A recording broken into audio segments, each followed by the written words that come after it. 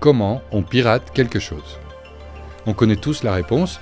Vous vous asseyez près de l'ordinateur, vous frappez le clavier, des chiffres et des symboles volent à travers l'écran, et si vous tapez assez fort, bravo, vous êtes entré. Ça marche dans les films et les séries, alors ça devrait marcher pareil dans la réalité. Mais en fait, non. Peu importe à quel point vous essayez, peu importe le nombre de claviers cassés, vous n'allez pas briser une bonne cybersécurité. Pour cela, il faut quelque chose de spécial, un secret. Et pour obtenir ce secret, vous devez faire partie de la communauté la plus profonde et la plus sombre d'Internet. Oubliez les places de marché du dark web et les forums de pirates, c'est plus profond que ça.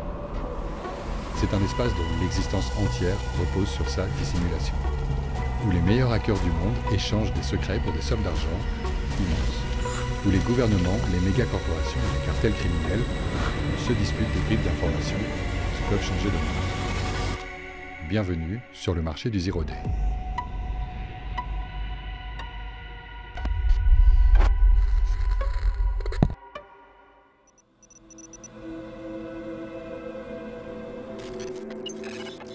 Vous vous trouvez devant un mur haut et solide. Comment on passe de l'autre côté? Des murs comme celui-ci, on en trouve partout sur Internet. Ils protègent les données des entreprises, des nations, des institutions et même de personnes comme vous. Lorsque quelqu'un achète un gadget ou une application, le mur est inclus dans le prix. Les gens paient pour ne pas être piratés. Mais alors comment pirate-t-on les choses? Comment faites-vous pour passer de l'autre côté de ce mur? Les murs les plus petits peuvent être escaladés ou être franchis. C'est ce que font les injections SQL et les DDoS. La plupart des murs ont un accès encore plus facile. Il suffit de discuter pour entrer, c'est ce qu'on appelle l'ingénierie sociale. Mais pour certains, même la force brute la plus puissante ou l'infiltration la plus intelligente ne fonctionnera pas. Vous avez besoin d'une meilleure porte d'entrée. Vous vous approchez et vous inspectez la maçonnerie. Peut-être qu'une brique est fissurée ou dépasse juste assez pour vous donner un point d'appui. Elle pourrait peut-être être déplacée pour révéler un passage secret. Windows 10 et Mac OS X sont parmi les systèmes les plus populaires sur le marché, avec environ 80 millions de lignes de code. Si chaque ligne était une brique, on pourrait construire près de 500 km de mur avec. 500 km, 80 millions de briques. Quelle est la probabilité que l'une d'entre elles ait un défaut? Dans un code, une brique défectueuse, c'est un bug. Une vulnérabilité qui peut être utilisée et exploitée. Un trou dans le système par lequel on peut se faufiler. Les entreprises qui construisent des murs ne veulent pas de briques défectueuses. Les revenus de ces entreprises dépendent de la création d'un produit sécurisé. Ils ont des départements entiers dédiés à la recherche de failles dans le code et versent de fortes sommes d'argent à quiconque peut trouver un bug. Et chaque fois qu'une entreprise trouve une vulnérabilité dans son logiciel, elle publie un patch, un correctif qui remplace la brique et supprime la vulnérabilité. L'importance d'une faille de sécurité se mesure à l'ancienneté de sa découverte. Les bugs qui datent d'une semaine sont souvent déjà patchés. Ceux qui datent de 2 ou 3 jours sont probablement exploités par tous les pirates en herbe. Mais le correctif est déjà en route. Mais si une entreprise n'a aucune idée de l'existence d'un bug, en d'autres termes, si vous découvrez un bug dit Zero Day, c'est une toute autre histoire. Un Zero Day utile, c'est le saint graal du piratage informatique, une vulnérabilité secrète qui peut être exploitée pour violer la sécurité d'un appareil, d'une application ou d'un réseau entier. Non seulement vous passez à travers le mur, mais personne ne soupçonne que vous le faites. Mais les bons Zero Days sont difficiles à trouver. Pour en trouver un, il faut être meilleur pour repérer les vulnérabilités que tous les ingénieurs engagés par l'entreprise qui construit ces murs. Et même dans ce cas, vous pouvez passer des années à regarder le code, à la recherche d'une faille utile, où vous pouvez chercher quelqu'un qui l'a déjà fait. Voici Bugtraq, une liste de diffusion qui remonte au début des années 90. On peut y trouver des milliers de ce qui était autrefois des Zero Days. For a long time, hackers really had very little interest in money. Beginning when they would find zero-day exploits, and when I say the beginning, I'm talking about mainly the 90s, they would go to the companies that had written this sloppy software, like HP, Oracle, Microsoft, Sun Microsystems, and they would say, hey, I found this bug in your software, it's a zero-day. Au fait, voici Nicole Perroth. C'est une journaliste du New York Times qui a passé des années à enquêter sur le marché des Zero Days. Et une grande partie de ce que nous savons sur son histoire provient de ces rapports. Pour créer cette histoire, nous avons fait appel à des experts comme elle, qui ont une véritable expérience pratique. Les trouver et les contacter est un peu plus difficile qu'il n'y paraît. La seule raison pour laquelle nous pouvons le faire, c'est vous, nos viewers. Et nous vous sommes reconnaissants pour toutes les marques de soutien que vous pouvez nous donner. Qu'il s'agisse d'un like, d'un abonnement ou d'un commentaire. Un petit geste peut faire beaucoup. On reprend. Les premiers pirates informatiques tentaient de contacter les entreprises et de les informer des Zero Days dans leur logiciel. And the companies, instead of looking at this as, oh, thank you for the free quality assurance, often replied with a letter from their general counsel saying, if you poke around our software again, we'll see to it that you go to prison. Alors qu'avec Bugtraq, vous créez un handle, vous vous cachez derrière un proxy et vous prenez votre Zero Day. Vous l'envoyez à des milliers de hackers à travers le monde. La communauté obtient ainsi des infos précieuses. L'entreprise est punie et vous obtenez une certaine réputation. Partager et explorer les Zero Days, c'était une partie importante de la première culture hacker et une source de fierté pour beaucoup. Mais au fil des années, les choses ont commencé à changer, pour devenir aujourd'hui méconnaissables. Mettons qu'il y a un mur et vous avez vraiment besoin d'aller de l'autre côté. Vous avez de l'argent, des relations, vous avez des ressources. Tout ce dont vous avez besoin, c'est d'un indice. Alors vous allez sur Bugtraq et vous cherchez des noms. Il y a Mnemonix, Aleph1, Hacknisty, des dizaines et des dizaines de handles, et qui a un grand nombre de personnes très qualifiées qui font beaucoup de travail gratuitement. Mais peut-être que certains d'entre eux aimeraient une petite compensation. Vous en choisissez un, vous envoyez un email, une offre polie et bien mesurée et une somme supérieure à ce qu'il gagne en un an. Plus que ce que l'éditeur de logiciels est prêt à payer pour le même bug. Il y a très peu de problèmes qu'un budget illimité ne pourrait pas résoudre. Les années passent, vous faites la même chose, encore et encore. Vous établissez des liens plus solides, des relations, des réseaux. Certaines personnes sont fiables, d'autres moins. Vous gardez les personnes qui sont fiables près de vous, celles qui sont dangereuses encore plus près. Vous n'êtes pas le seul à acheter. Et vos contacts ne sont pas les seuls à vendre. Un marché commence à se former et à se développer. Il suffit d'envoyer quelques emails, vous obtenez des Zero Days qui peuvent contourner n'importe quel mur. Et même si vous avez du mal à trouver des vendeurs, il y a peut-être une solution à ce problème.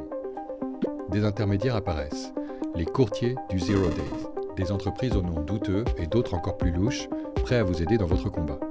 Ils peuvent trouver la personne dont vous avez besoin et effectuer la transaction. Ils confirmeront même si la marchandise fonctionne et se portent garant de son efficacité. They're very much a matchmaking service, right? Government, right, could go and post even anonymously on Reddit or some underground forum. Hey, I want to go buy an exploit, right? But then you're dealing with some unknown party. You have issues around escrow, right? Both trust from the buyer side and trust from the seller side, and so these exploit brokers work as middlemen and matchmakers. They're holding stuff in escrow, and then they're confirming the vulnerability or holding funds in escrow. And then confirming the vulnerability actually works in many cases before even brokering the deal. And then, of course, for all those services, they take a percentage off the top. Bon, donc vous achetez une bribe d'information auprès d'un courtier ou un hacker anonyme en ligne. Vous confirmez que la vulnérabilité fonctionne et vous développez un exploit. Un logiciel malveillant capable de transformer un morceau de code défectueux en un passage sûr à travers le mur. C'est l'heure de l'utiliser. Ce que vous voyez maintenant, c'est un exploit. Il ne s'agit pas d'un vrai, mais d'une recréation qu'un chercheur a réussi à reconstituer, après avoir récupéré les restes d'une attaque sur son téléphone. Elle est conçue pour infecter les iPhones par le biais d'un iMessage invisible. L'utilisateur ne reçoit jamais la notification, pas même une brève apparition à l'écran. Un bout de code se glisse dans le texte et reste complètement silencieux. Il commence à travailler sur un bug particulier. Une faille qui existait dans les logiciels Apple depuis des décennies. Un vestige d'une fonction qui a été abandonnée depuis longtemps. Une brique déformée qui soutenait autrefois un mur, mais qui ne le fait plus. Après s'être faufilé, le code prend en charge une petite partie de la mémoire du téléphone. Juste assez pour faire quelques petites choses. En utilisant cette mémoire, le message trouve un autre trou, plus grand, dans le mur. Un autre Zero Day par lequel un code encore plus malveillant peut être acheminé. Il est inexploitable de l'extérieur, mais une fois à l'intérieur, vous pouvez l'utiliser. Le nouveau code est plus puissant et il commence une guerre contre les systèmes natifs du téléphone. Une courte bataille fait rage sous les doigts de l'utilisateur peu méfiant, jusqu'à ce que le code envahissant utilise utilise encore une autre vulnérabilité qui lui permet de contourner toutes les défenses. En quelques secondes, l'iPhone est contre.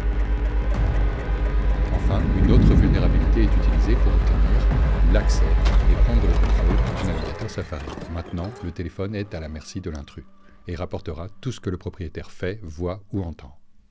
Une série de 4 Zero Days, une chaîne d'attaque entière liée par un code très bien écrit, vous donnant un accès illimité à tous les iPhones de la planète. Les chercheurs ont appelé cette chaîne l'opération triangulation. Un nom bizarre pour une attaque qui a 4 branches et pas 3. Mais nous ne sommes pas là pour juger. Les noms bizarres mis à part, ces exploits sont incroyablement puissants et incroyablement dangereux. Et pour obtenir ce type de capacité, il faut en payer le prix. Comme pour presque tout sur un marché ouvert, le prix reflète l'utilité. L'un des rares aperçus sur le coût des attaques, comme l'opération triangulation, est une liste établie par Zerodium, une grande société de courtage qui publie ses prix. Selon Zerodium, de nos jours, un Zero Day qui vous permet de contourner le code d'accès d'un téléphone ou un code PIN peut atteindre 100 000 $. Un Zero Day qui vous permet d'accéder à une application de chat, un navigateur web ou un email peut coûter jusqu'à un demi-million. Les Zero Days qui vous permettent d'accéder au téléphone de quelqu'un sans aucune interaction de leur part peuvent coûter entre 2 et 2,5 millions de $. Des millions de dollars pour pénétrer dans un téléphone. Et c'est sans compter les salaires de la petite armée de hackers qui a écrit l'exploit, rendant le Zero Day utilisable.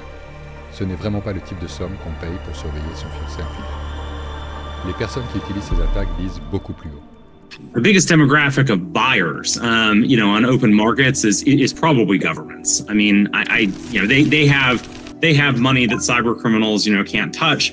Or can't possibly amass, even some of these larger ransomware gangs. And the value, right, that they get out of the intelligence that they gain with these Zero Days is not measured in dollars and cents either. Some Zero Days are harmless. You find a mistake in the code and it might be in a system which is not widely used, or if it's even used by some niche audience, it's not that interesting, not worth your effort to break into that system. But the systems that hackers and nation states spend a lot of time on right now are iPhone software, Android software, software that touches critical infrastructure, software that touches, like I said, cryptocurrency systems, wallets that could get you a lot of cash in cryptocurrency.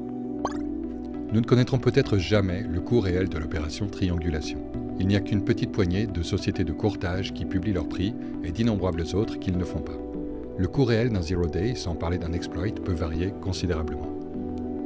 Operation Zero en est un bon exemple. C'est un courtier qui a vu le jour il y a quelques années. En septembre 2023, il a offert le prix le plus élevé pour un exploit qui n'ait jamais été enregistré, 20 millions de dollars pour une chaîne d'attaque.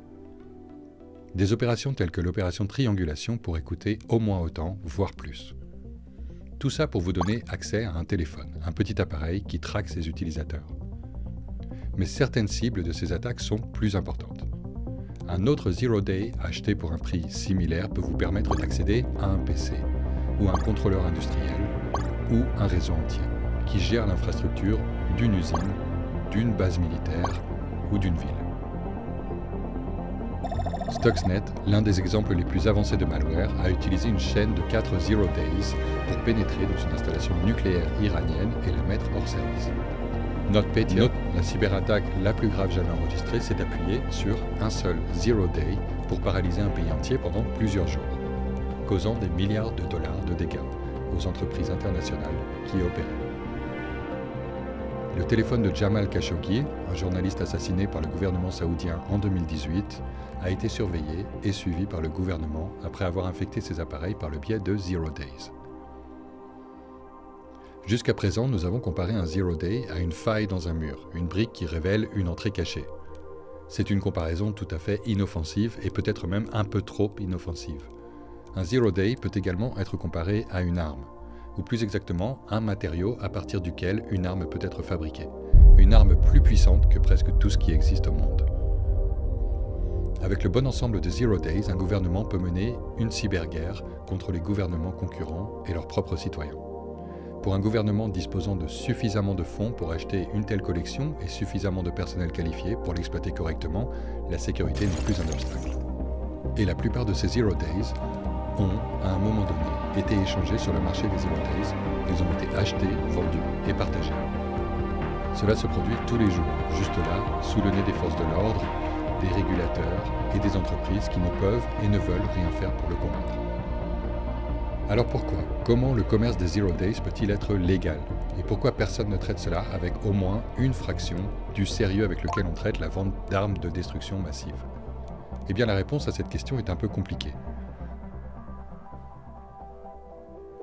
Le marché des Zero Days est une structure tentaculaire avec plusieurs niveaux et une grande variété de joueurs. En apparence, il est inoffensif.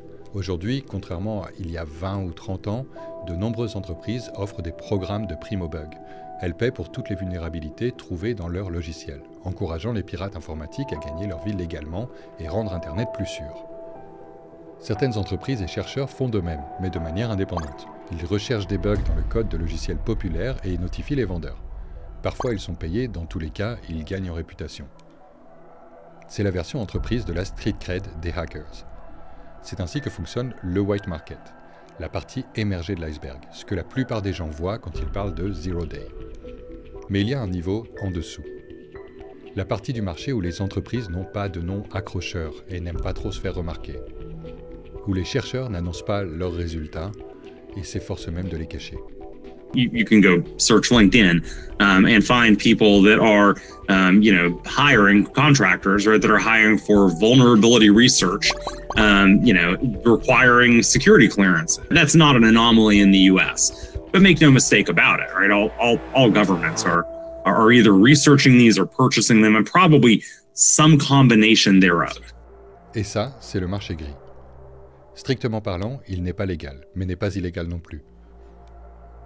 Les gouvernements investissent dans la recherche et cachent leurs découvertes au public. Ils paient les hackers pour leur silence et utilisent les Zero Days pour l'espionnage et la cyberguerre. C'est difficile à comprendre, moralement douteux et entièrement non réglementé. Mais il y a aussi un niveau en dessous. Finally, we have the black market, which is sometimes governments, if there are international regulations limiting their ability to buy the exploits on the gray market, a lot of illegal activity goes on black market, and the value is much higher than white market, could be 10 to 100 times as high for exploits as on the white market. So you will find a lot of international crime networks and organizations, some rogue governments, non-state actors of various types operating there illicitly. Récemment, le monde a été témoin d'un exemple très révélateur de cette situation. Il s'agit d'une application appelée MoveIt, un protocole de transfert de fichiers similaire à WeTransfer ou OneDrive. Elle a une interface ennuyeuse et une part de marché moyenne. On peut dire sans risque de se tromper que vous ne l'avez probablement jamais utilisée, à moins de travailler dans une grande entreprise ou une administration. Avant 2023, la plupart de ses clients étaient de gros noms. Shell, Sony, etc. et le ministère américain de l'énergie. En juin 2023, Clop, un important gang de ransomware, a découvert une vulnérabilité de type Zero Day dans le logiciel MoveIt. Elle a été utilisée immédiatement pour ouvrir une brèche dans le service et voler les données de tous ses clients. Ça a été la plus grande attaque de ransomware de ces dernières années. La liste de Clop comprend plus de 2500 entreprises et près de 90 millions de personnes, plus que la population de pays comme l'Allemagne ou la France. Clop a commencé à extorquer les entreprises, menaçant de divulguer leurs secrets s'ils ne payaient pas de rançon. Nous ne saurons jamais combien d'entreprises ont payé, mais les paiements ont certainement rendu beaucoup de criminels très riches. Tout cela grâce à un seul Zero Day. So it started with nation states and their contractors. And like most of these techniques and tools, it has now migrated to cyber criminals. And over the past few years, we've seen cyber criminals use zero-day exploits in various ransomware attacks or hacks of cryptocurrency exchanges, wallets, and that kind of thing. C'est donc la partie noire du marché des Zero Days. Maintenant, l'ensemble apparaît bien ordonné et organisé. D'un côté, il y a les gentils qui travaillent ouvertement et chassent les Zero Days pour les dénoncer et améliorer la sécurité de tous. Ensuite, il y a les gouvernements et les entreprises qui échangent des Zero Days pour rester au top de la cyberguerre. Et puis vous avez les organisations criminelles qui achètent des Zero Days pour voler des données. Vous pouvez en lire plus sur Wikipédia ou ailleurs. Mais cette structure n'est claire qu'en surface. Lorsque vous commencez à regarder le marché de plus près, les lignes commencent à se brouiller et les choses s'aggravent. Revenons à l'opération de triangulation. Un exploit qui a utilisé 4 zero days pour accéder à n'importe quel iPhone. Cette opération a été découverte par des chercheurs de Kaspersky, une société russe de cybersécurité, qui a accidentellement détecté ces traces sur leur téléphone. Les chercheurs ont admis qu'il s'agit de l'attaque la plus complexe et la plus avancée qu'ils n'ont jamais eu à traiter. Elle a tous les signes révélateurs d'une armée de hackers sponsorisée par un État très puissant. En même temps, le service fédéral de sécurité, l'analogue russe de la NSA américaine, a annoncé avoir découvert les mêmes schémas d'attaque sur des milliers de téléphones de fonctionnaires russes. Le service a déclaré avoir réussi à identifier l'attaquant des agences de renseignement américaines qui ont espionné des citoyens russes dans cette attaque internationale sans précédent. Selon le FSB, une telle attaque a dû être coordonnée avec Apple, qui ne permettrait pas à des bugs comme cela de rester dans leur système sans aucune raison. Mais il y a aussi Operation Zero, la société qui a offert 20 millions de dollars pour la même chaîne d'attaque, indiquant ainsi que l'attaque est en fait plus que possible sans aucune intervention d'Apple. Comme pour la plupart des fournisseurs, nous savons très peu de choses sur les opérations. Mais une chose que nous savons, et c'est une chose dont l'entreprise est très fière, c'est qu'elle vend ses exploits uniquement aux agences et aux entreprises de renseignement russes. Il y a une autre chose que nous savons, c'est qu'elle a été fondée par un ancien employé de Kaspersky, la même entreprise qui a été plus tard attaquée par l'opération Triangulation. Pour un citoyen des États-Unis, vendre un Zero Day à Zerodium, qui le transmettrait ensuite à la NSA, ce serait travailler sur le marché gris. Pour vendre le même bug à Operation Zero, le citoyen devrait entrer sur le marché noir. Et pour un hacker russe qui a découvert le même Zero Day, la situation serait strictement inversée. Contacter Operation Zero les rendrait millionnaires et contacter Zerodium, ça les conduirait probablement en prison. Mais seule une petite minorité de pirates informatiques vivent aux États-Unis ou en Russie. Tous les pays du monde cherchent à prendre l'avantage dans le cyberespace et chacun d'entre eux établit ses propres règles en fonction de son alignement. Chacun d'entre eux possède ses propres marchés blancs, gris et noirs. Et avec un monde aussi interconnecté qu'il l'est, rien n'empêche un gouvernement de contacter le marché noir d'un autre. Governments that are not looking for morally dubious things generally use gray and white markets to get those types of vulnerabilities. If they go on the black market, it's really because they can't get to it in any other way, and it gets pretty complicated. Zerodium et Operation Zero sont assez simples. Ils vendent à leur gouvernement et sont transparents à ce sujet. Mais en matière de courtier, ces deux-là sont une exception. La plupart des entreprises qui vendent des Zero Days travaillent entièrement secrètement.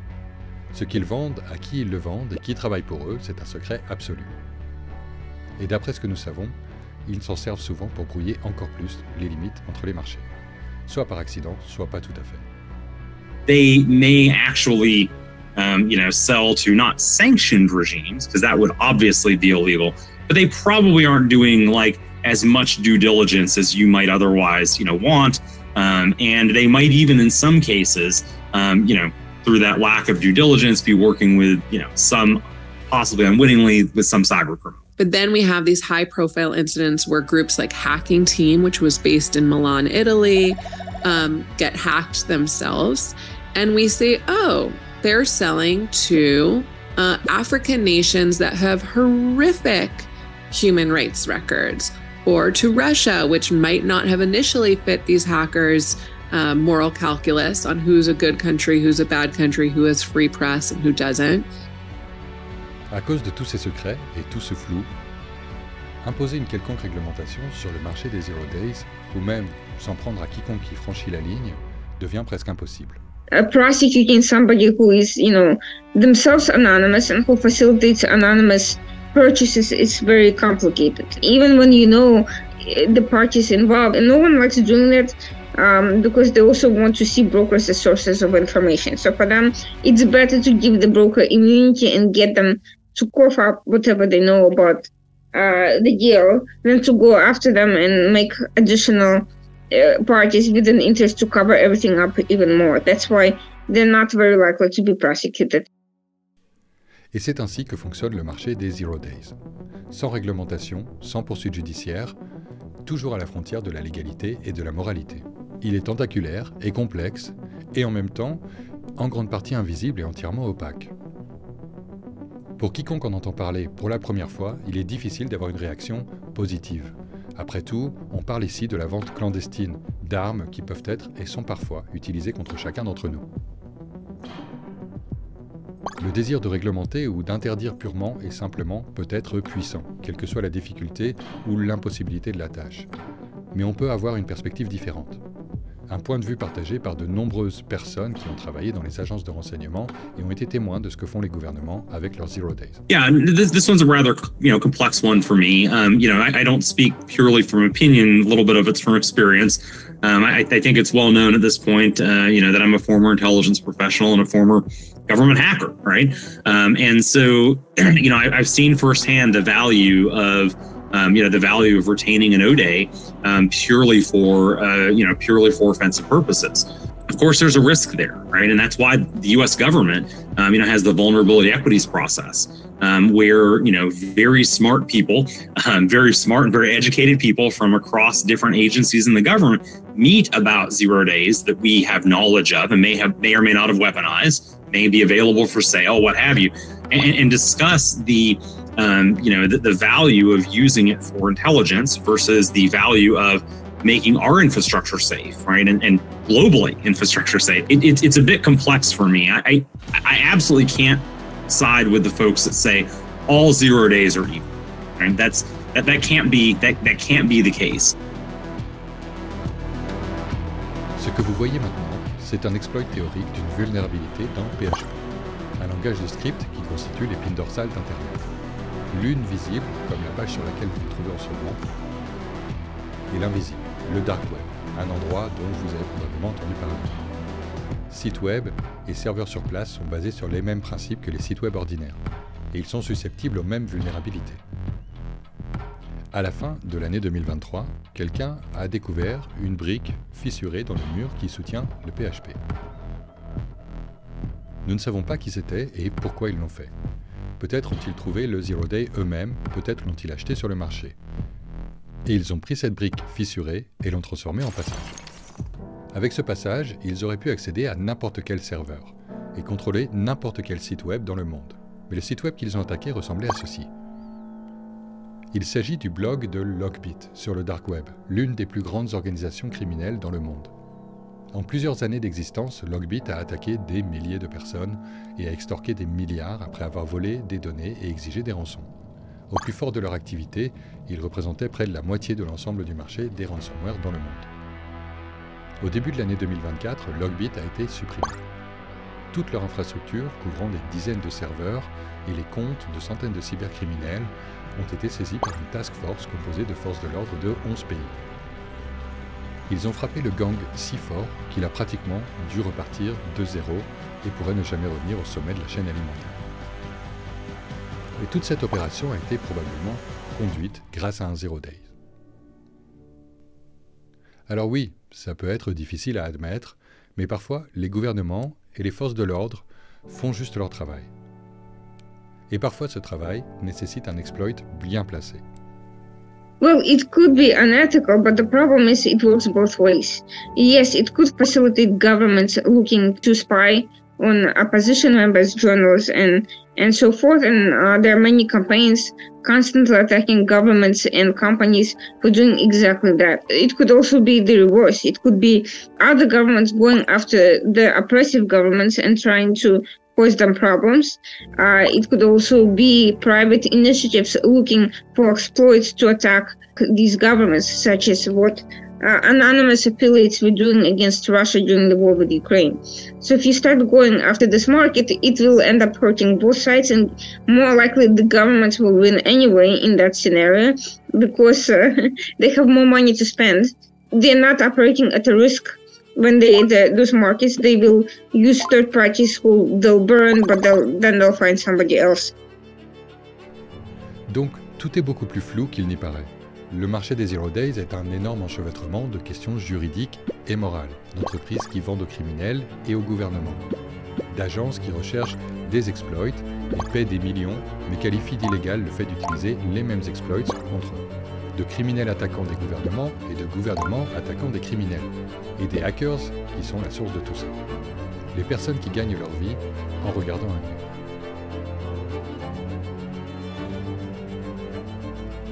La majeure partie du marché des Zero Days est complètement secrète. Mais malgré ça, nous sommes quand même au courant. Alors quelqu'un est définitivement en train d'enfreindre la première règle du Fight Club. Parfois, ce sont d'anciens employés du gouvernement qui disent tout ce qu'ils peuvent sans franchir la ligne. Parfois, ce sont les courtiers qui veulent attirer l'attention à la fois des vendeurs et des acheteurs potentiels. Et parfois, ce sont les hackers eux-mêmes qui décident de parler malgré ce que les autres leur disent.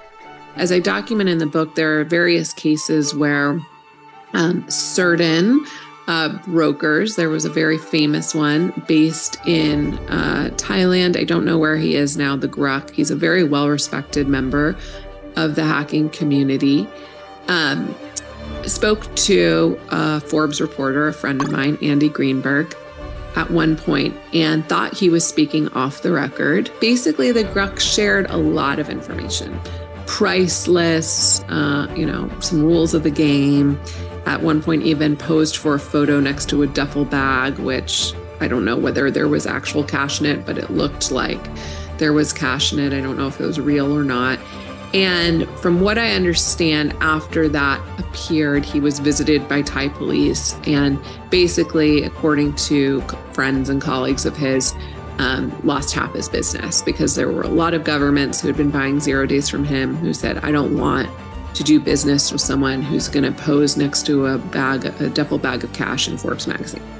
That is the antithesis of who I want to be working with. And so that became a very public example to other zero-day brokers that they would do well to keep their mouths shut. Nous avons essayé de contacter Gruk pour ce documentaire, mais il semble qu'il ait retenu la leçon. Comme presque tous les vendeurs ou courtiers en Zero Days que vous pouvez trouver sur Internet, certains d'entre eux ont des profils publics. Certains révèlent quelques détails de leurs opérations. Certains partagent même leur nom. But the overwhelming majority have to operate through multiple layers of encryption. And when you get to that point of secrecy, there's just no way to know who you're dealing with. And frankly, it's dangerous for you to know, and that's why it's done particularly in that way. So the reason why no one wants to talk about this is, one, their customers require complete discretion. No government wants to purchase a Zero Day from someone who's out there mouthing off about what they have, who they're selling it to. They need to be able to trust these people to keep these sales quiet. So discretion is critical. C'est pourquoi, bien que nous en sachions beaucoup sur le marché des Zero Days, il y a encore plus de choses que nous ignorons et que nous ne saurons probablement jamais, malgré l'impact que ça a et que ça continuera d'avoir sur nos vies. Et voilà, le marché des Zero Days. Ce monde souterrain, numérique, de pirates d'élite et d'horribles secrets. Un monde qui déborde parfois sur notre réalité, causant des dommages considérables. Mais aussi un monde qui est indissociable du nôtre. Avec des liens qui ne peuvent tout simplement pas et ne seront probablement jamais rompus. Les murs sont construits par les gens, et tant que cela se produit, certaines briques seront défectueuses. Et tant qu'il y aura des briques défectueuses, il y aura des gens qui paieront de l'argent pour les trouver. Le marché des Zero Days va donc perdurer. Chez Cyber News, nous espérons que vous avez apprécié cette courte plongée dans un sujet extrêmement compliqué. Nous voulons remercier Nicole Perlroth, dont le livre sur les Zero Days a inspiré cette histoire. N'hésitez pas à jeter un œil sur nos autres documentaires. Nous couvrons tout ce qui touche à la cybernétique et nous en publions généralement un toutes les 2 semaines. Restez informés et passez une bonne journée.